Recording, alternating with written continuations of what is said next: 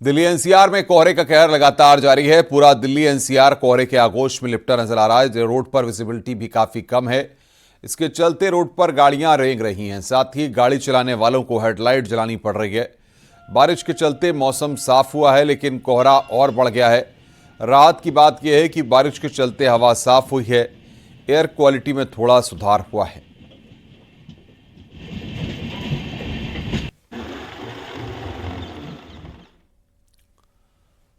कान्हा की नगरी मथुरा में भी कोहरे का कहर देखने को मिल रहा है। यहां पर दिल्ली आगरा NH-19 पर कोहरे की घनी चादर छाई।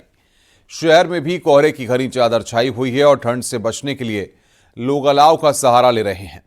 घने कोहरे के चलते विजिबिलिटी भी कम हो गई है। कोहरे के चलते गाड़ी चलाने वालों के साथ साथ मॉर्निंग वॉक पर निकले लोगों को भी परेशानियों का सामना करना पड़ रहा है। कोहरे के चलते रेल और बस यातायात भी प्रभावित हुआ है।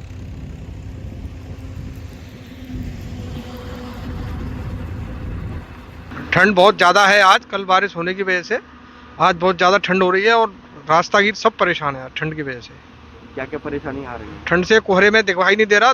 5 लाइटों के अलावा छठवीं लाइट नहीं दिखाई दे रही रोड पे। इतनी स्थिति खराब है आज कोहरे की वजह से। और हम पिछले कुछ दिनों की बात करें तो क्या कुछ दिनों में 2 दिन बीच में ठीक रहा है मौसम, उससे पहले स्थिति और खराब थी। आज भी स्थिति खराब है और आज तो ज़्यादा ही कुछ लग रहा है कि खराब है। और बातचीत करने के लिए मुजफ्फरनगर से दिनेश पवार, झांसी से अश्विनी मिश्रा हमारे दो संवाददाता इस वक्त बातचीत करने के लिए हमारे साथ हैं। दिनेश, बताइए मुजफ्फरनगर में किस तरीके से मौसम है और सुबह की शुरुआत कैसी हुई है?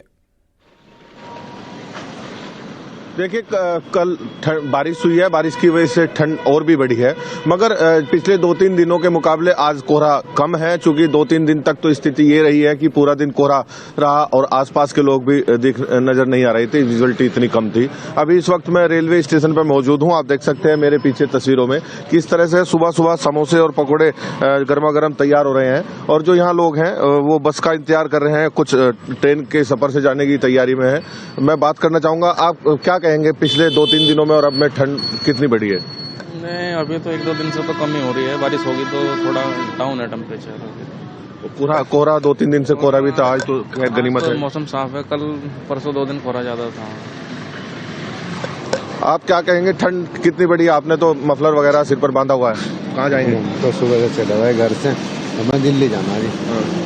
ट्रेन हमारी कैंसिल है, आज अब लेट हो गए थोड़े। ठंड काफी अच्छी, कल तो धुंध थी बहुत, उतरी भी नहीं। आज तो कोहरा आया, धुंध कम है। हाँ, तो कोहरा कल तो धुंध थी बहुत, पूरे दिन अंधेरा दिख नहीं रहा था। आज धुंध नहीं है उसमें, तो राहत है, गनीमत है कि आज आखिर धुंध नहीं है।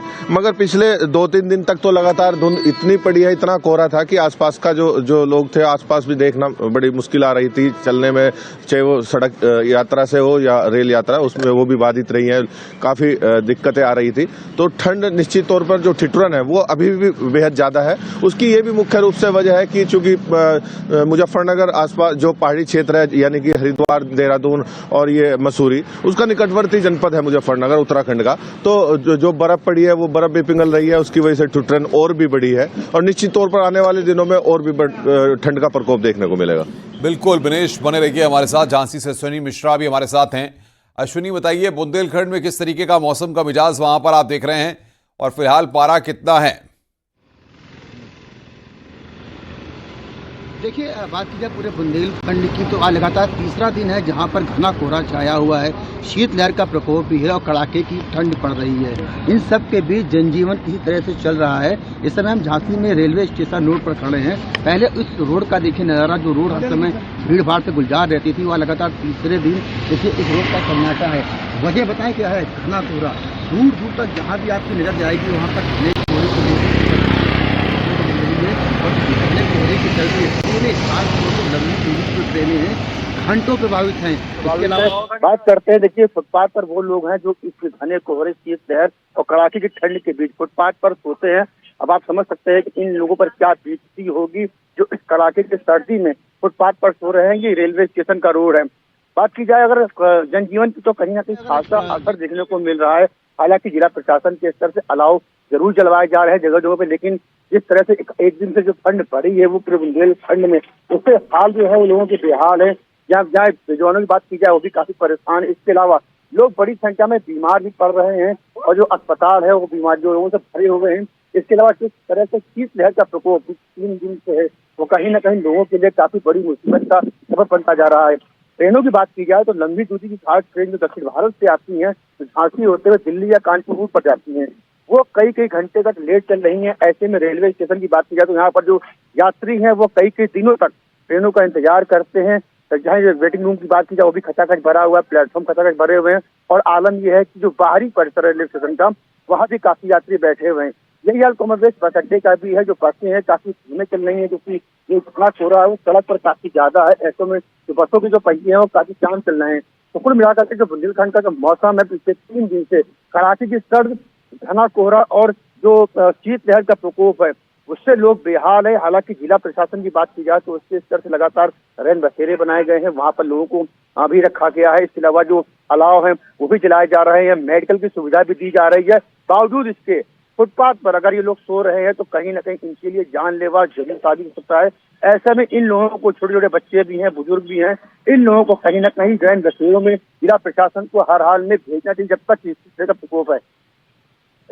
बिल्कुल बिनेश के पास एक बार फिर रुख करते हैं। बिनेश, गाड़ियों की आवाजाही पर भी जाहिर तौर पर असर पड़ रहा है और जिस तरीके से आप बता रहे हैं कि ठंड काफी वहां पर है, ऐसे में प्रशासन के द्वारा क्या क्या इंतजामात वहां पर किए गए हैं? देखिए, असर तो पड़ ही रहा है। अभी कल ही की घटना है कि कोहरा इतना ज्यादा था कि NH-58 हाईवे पर 1 दर्जन से जो गाड़ियां थी वो आपस में टकरा गई, क्योंकि सामने का जो सड़क है, रास्ता है, उस पर भी चलना बहुत मुश्किल हो रहा था। इस वजह से दिक्कत आई। और प्रशासनिक स्तर पर जो अगर बात करें सर्दी में बचाव के लिए तो अलाव की व्यवस्था की गई है। जगह जगह जो सड़क पर लोग सो रहे हैं उनको रुकने के लिए व्यवस्था की गई है ताकि सर्दी के प्रकोप से उनको बचाया जा सके। और अलाव की व्यवस्था इसलिए की गई है ताकि ठंड से किसी न किसी तरह ठंड से थोड़ा बचा जा सके, क्योंकि जो ठिठुरन है वो बेहद ज्यादा है और इस ठिठुरन की वजह से अलाव की व्यवस्था जगह जगह प्रशासनिक अधिकारियों द्वारा की गई है। और ताकि कोई खुले आसमान के नीचे ना सोए उसके लिए भी जो है आश्रय रूम बनाए गए हैं और जगह जगह जो है लोगों को रोकने की व्यवस्था की गई है। अब रेलवे स्टेशन पर भी आप देख सकते हैं किस तरह से जो यहाँ पर लोग हैं जो अपने बसों का इंतजार कर रहे हैं और ट्रेन का इंतजार कर रहे हैं वो सड़क पर खड़े जरूर है, लेकिन अपने बचाव के लिए, सर्दी के लिए टोपा भी लगाए हुए हैं और भी कई तरह की अपनी व्यवस्था किए हुए हैं ताकि सर्दी से किसी भी तरह से बचा जा सके। बिल्कुल, एक बार फिर अश्विनी के पास रुक करते हैं। अश्विनी, झांसी की अगर हम बात करें तो झांसी में बहुत सारी ट्रेनों का स्टॉपेज होता है, लोग कई रूट्स को डाइवर्ट्स करते हैं वहां से, क्योंकि कई ट्रेनें जो है कानपुर और बाकी जगहों के लिए या दिल्ली के लिए बड़ा मार्ग है। ऐसे में रेलवे स्टेशन पर किस तरीके की तस्वीर है? क्या गाड़ियां कोहरे के चलते देरी से चल रही हैं? देखिए, झांसी रेलवे स्टेशन का महत्व इसलिए बहुत बढ़ जाता है क्योंकि दक्षिण भारत का झांसी को प्रवेश द्वार कहा जाता है। चाहे वो ट्रेन यातायात हो या रेल बस यातायात हो, झांसी से होते हुए ही दक्षिण भारत की यात्री या मुंबई के यात्री, महाराष्ट्र के यात्री गुजरते हैं। ऐसे में यहाँ पर तो VIP ट्रेनों की बात की जाए, जब वंदे भारत हो या फिर गतिमान हो, इसके अलावा जो लंबी दूरी की जो ट्रेनें हैं वो 6 से लेकर के 30 घंटे तक की देरी से चल रही हैं। ऐसे में घना कोहरा जिस तरह से पड़ रहा है वो यात्रियों की यात्रा पर भी भारी पड़ रहा है। कई घंटे तक तो जो प्लेटफॉर्म पर है यात्री इंतजार कर रहे हैं। कड़ाके की सर्द पड़ रही है, शीतलहर भी चल रही है। ऐसे में आप देख सकते हैं कि जो यात्रियों की जो मुसीबतें हैं वो अभी आने वाले दिनों में कम होने का नाम नहीं लेंगे। जिस तरीके से घने कोहरे की मोटी प्रतिभा दिखा देते आपको हम, ये सुबह का भी नज़ारा है, 8:25 हुआ होगा। आप देखिए घना कोहरा है। ऐसे में आप समझ सकते हैं कि कितनी ज़्यादा लोगों की मुश्किलें बढ़ गई हैं। खासतौर से बस और रेल यातायात जो है उसकी जो मुश्किलें हैं वो काफ़ी ज़्यादा बढ़ गई हैं। जिला प्रशासन की बात की जाए या हाईवे अथॉरिटी की बात की जाए, खास तौर से जो नेशनल हाईवे झांसी से तमाम गुजरते हैं, बात की जाए कानपुर झांसी नेशनल हाईवे की या शिवपुरी झांसी नेशनल हाईवे की या खजुराहो झांसी नेशनल हाईवे की, यहाँ पर नेशनल हाईवे पर इस समय गाड़ी चलाना बहुत ज़्यादा मुश्किल भरा हो रहा है क्योंकि विजिबिलिटी है काफ़ी कम है। ऐसे में जो बस के यात्री हैं या जो हैवी वाहन चलते हैं उनके लिए खतरे काफ़ी बढ़े हुए हैं। फिर भी काफ़ी धीमी गति से हेडलाइट जला करके तमाम जो वाहन है वो नेशनल हाईवे में गुजर रहे हैं। सबसे ज़्यादा प्रभावित अगर बात की जाए तो वो ट्रेनें हो रही हैं, कई घंटे तक ट्रेनें जा रही हैं। ऐसे में जो जैसे भरी हुई हैं और जो पिछाला है वो सब पूरा भरा हुआ यात्रियों से। बहुत बहुत शुक्रिया आपका बिनेश और साथ ही साथ अश्विनी। वाराणसी रेलवे स्टेशन पहुंचे सीएम योगी ने यात्रियों को ठहरने की व्यवस्थाओं का जायजा लिया, साथ ही रैन बसेरे का भी निरीक्षण किया। इस दौरान सीएम ने जरूरतमंदों को कंबल बांटे और बच्चों को चॉकलेट दिए। सीएम योगी ने विकास कार्यों की समीक्षा बैठक भी की। इस दौरान सीएम ने कहा कि महाकुंभ के दौरान काशी आने वाले श्रद्धालुओं को बेहतर व्यवस्थाएं मुहैया हों। वाराणसी विंध्य क्षेत्र के तहत प्रस्तावित कार्यों में तेजी लाई जाए। सीएम ने अफसरों को आदेश दिया है कि सड़क निर्माण और चौड़ीकरण के दौरान प्रभावितों को उचित मुआवजा दिया जाए। सीएम ने काल भैरव और काशी विश्वनाथ धाम पहुंचकर पूजा अर्चना भी की।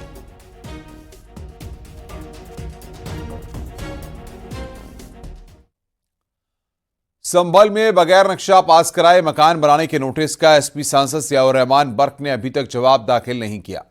लिहाजा सांसद के वकील ने कागजात जुटाने के लिए प्रशासन से और समय मांगा है। वकील की मांग पर एसडीएम ने 23 जनवरी तक का वक्त दिया है। सांसद की ओर से संतोषजनक जवाब न देने पर प्रशासन कार्रवाई करेगा।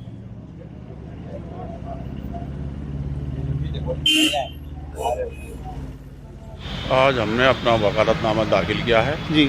हमने उसमें एक दरख्वास्त दी है, साथ में हमें टाइम मांगा है हमने एसडीएम साहब से जी। जो एसडीएम साहब ने हमसे कहा था पिछली डेट से कि अपने साक्ष्य के रूप में कुछ दाखिल कीजिए जी। हम अपने कागजात इकट्ठे कर रहे हैं जी। अभी कागज़ इकट्ठे हुए नहीं है, हमने टाइम मांगा है। आज जो डेट थी उसमें 23/1/2025 एसडीएम महोदय ने नियत कर दी है। हम पूरी कोशिश करेंगे कि पेपर अगर मिल जाते 23/1/2025 को अपना साक्ष्य दाखिल कर दें।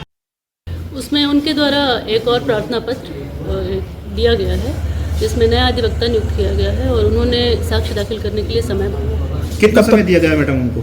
उसमें उनको 23 जनवरी तक का समय दिया गया। अच्छा, 23 जनवरी के बाद अगर समय पूरा समय होने के बाद भी अगर जवाब नहीं दे पाते संतोषजनक तो क्या कार्रवाई की जाएगी आगे? तो फिर हम उसमें जो हमारे एक्ट में प्रावधान है उसके तहत हम कार्रवाई करेंगे। इससे पहले भी उनको समय दिया गया था, तो उसमें अब कितना समय और दिया जाएगा? कितने बार नोटिस दे दिया गया था? अभी अगले बृहस्पतिवार को अगर उनका संतोषजनक साक्ष्य और जवाब नहीं आता है उसके उपरांत हम इस पर विचार करेंगे। अलीगढ़ की शमशाद मार्केट में मंदिर मिलने का मामला सामने आया, जहां एक शख्स ने अपने पूर्वजों की बनाई मंदिर को लेकर कब्जे का दावा किया है, जिसके बाद करणी सेना ने एसीएम से मिलकर मंदिर को कब्जा मुक्त कराने की मांग की है। आरोप है कि 125 साल सन 1899 में मंदिर और कुआं बनाया गया था, जिस पर कुछ मुस्लिम समुदाय के लोगों ने कब्जा कर रखा है। जिसके बाद मंदिर के संस्थापक अभिषेक अग्रवाल ने करणी सेना से शिकायत की। अब इस मामले को लेकर करणी सेना ने एसीएम से मिलकर जल्द से जल्द कब्जा मुक्त कराने की मांग की है। मुस्लिम समुदाय पर कब्जा करने का आरोप है।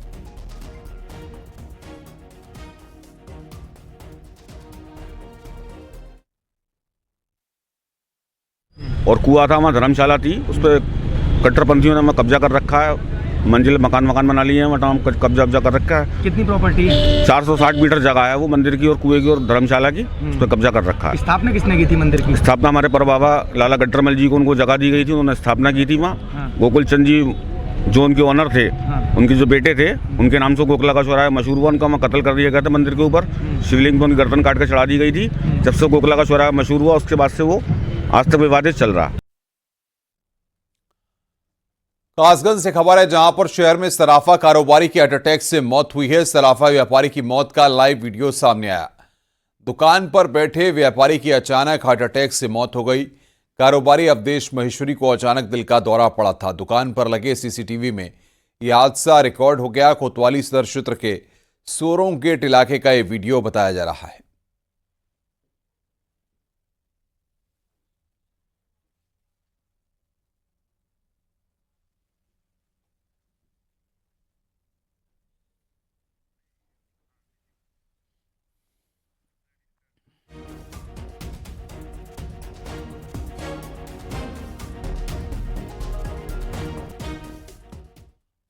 चीफ सेक्रेटरी मनोज सिंह और डीजीपी प्रशांत कुमार ने कल महाकुंभ में समीक्षा बैठक की है। महाकुंभ में तैनात पुलिसकर्मियों को ठंड से बचने के लिए डीजीपी ने जैकेट, जूते और टोपी बांटे हैं। महाकुंभ मेले की समीक्षा बैठक के दौरान मौनी अमावस्या स्नान पर पुलिस की तैयारियों की समीक्षा की गई।